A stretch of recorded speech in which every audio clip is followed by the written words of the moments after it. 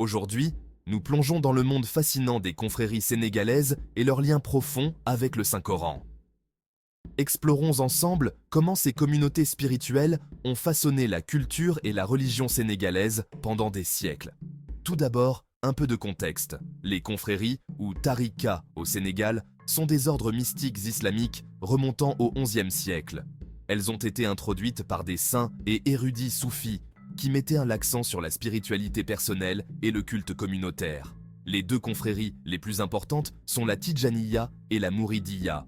Maintenant, quel est le lien entre ces confréries et le Coran? Le Coran est le texte religieux central de l'islam, considéré comme une révélation de Dieu. Il est composé de versets, ou ayats, qui servent de guide pour tous les aspects de la vie. Les confréries alignent leurs enseignements et leurs pratiques sur ces principes coraniques. Un verset clé souvent cité par ces confréries est celui de la sourate Al-Baqarah, ayah 186. Et quand mes serviteurs t'interrogent sur moi, alors je suis tout proche. Je réponds à l'invocation de celui qui m'invoque quand il m'invoque. Ce verset souligne la croyance soufie en une connexion personnelle et directe avec Dieu. C'est une pierre angulaire des pratiques de méditation et de prière au sein des confréries. Un autre verset important est celui de la sourate Al-Hashr, ayah 18. « Ô vous qui avez cru, craignez Allah. Que chaque âme voit bien ce qu'elle a avancé pour demain. » Ceci met en avant l'importance de l'introspection et de la responsabilité, élément clé des enseignements soufis. Les confréries encouragent leurs adeptes à vivre une vie de piété et de pleine conscience, en étant toujours attentifs à leurs actions et intentions.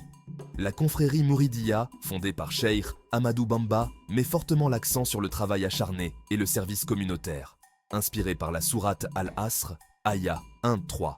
Par le temps, l'homme est certes en perdition, sauf ceux qui croient et accomplissent les bonnes œuvres. Ce verset rappelle la valeur du travail assidu et de la persévérance dans la foi.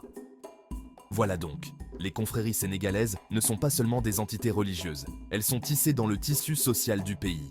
Leurs enseignements, profondément ancrés dans le Coran, continuent d'inspirer et de guider leurs adeptes aujourd'hui.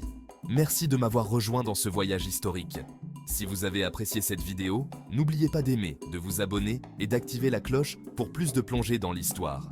À la prochaine, continuez à explorer.